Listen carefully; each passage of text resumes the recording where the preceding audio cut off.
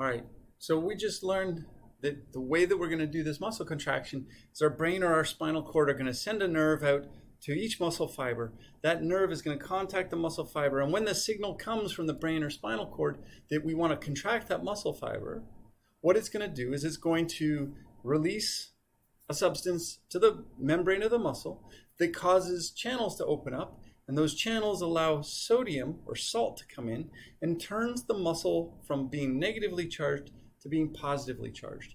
And when that positive charge works its way down the muscle, it's going to induce or cause calcium to be released into the muscle. And when the calcium comes in, it's going to bind to that protein troponin C or troponin calcium. And troponin calcium is going to move the other regulatory proteins, troponin T and I and tropomyosin, on the thin filament out of the way. And now you're going to open up this myosin binding site on actin. Okay? So, and then we just said that muscle contraction happens. And when that muscle contraction happens, what we're talking about is we're talking about what's called the power stroke. Okay? And so what happens is normally at rest, your myosin molecule is just hanging out, and it's bound to this molecule called ADP. And ADP is an energy, it's a low energy molecule, all right? Because what's happened is to get into this relaxed state, it's had to use energy to get there. So now calcium comes in right about here, and now the thin filament moves, the myosin binding site is open now. And so even though it's in a low energy state, myosin can bind to the actin. And when it does, it immediately goes through what's called the power stroke. And what the power stroke is it's moving in one direction, and it just pulls, and then it stops. Because it stops because it's set.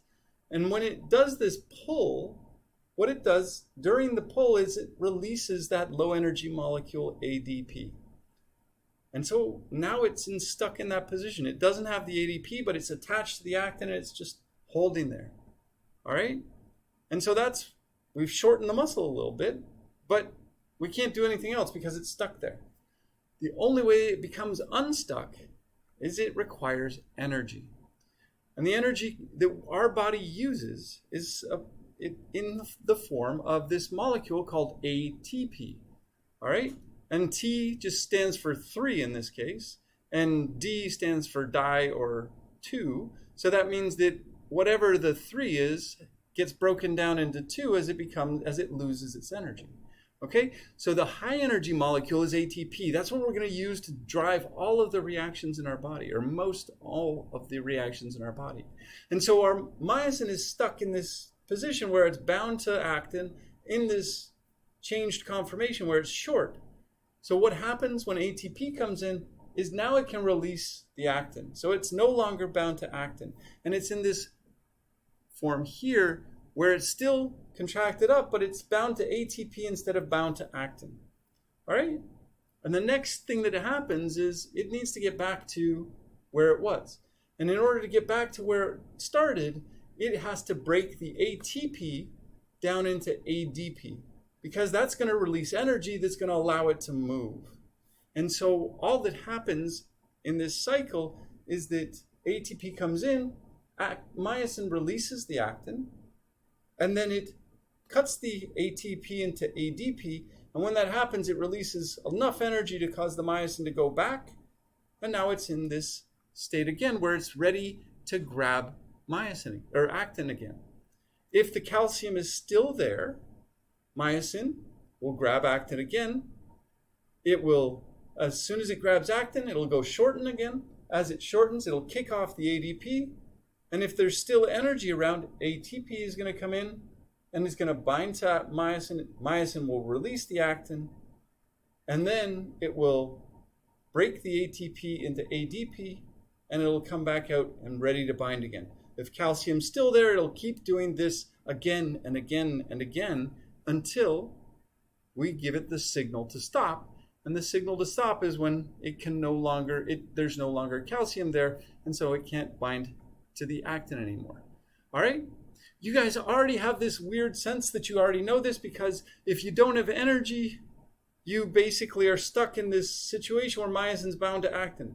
Where have you all seen this on your TV?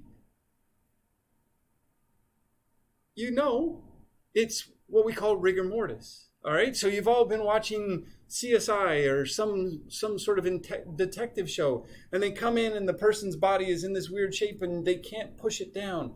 Well, the reason that that's true is because myosin is bound to actin during the process of dying. Now it no longer has any ATP because in order to be, you need to be alive to produce ATP. And so now you don't have the release of ATP isn't there to release the myosin from the actin. And so you get stuck in this position where the muscle is contracted, and that's rigor mortis.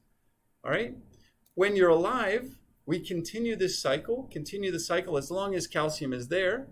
And then what happens is, as you pull and pull and pull and pull, what we're doing is the thick filament is pulling and pulling and pulling along the thin filament, and it's doing it in two directions at once. So it's pulling on this end and this end, and now what happens is the thin filaments are moving closer together. So the H zone is getting tighter, and the I band is getting shorter as well.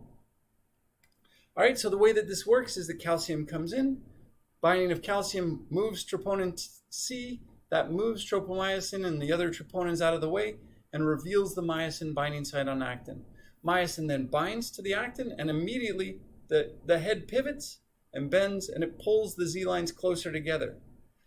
When there's enough energy, ATP now binds, you release the myosin, and then you break the ATP down to ADP, and you open up the myosin again, and and if there's still calcium, it's going to grab on and repeat that.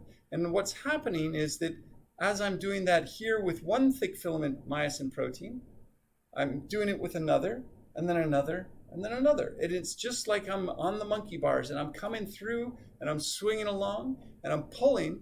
And as I'm pulling this whole I band, or this whole Z band right behind me. I'm pulling that closer to the middle.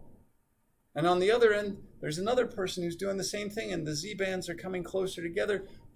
This sarcomere is getting smaller. The muscle is contracting.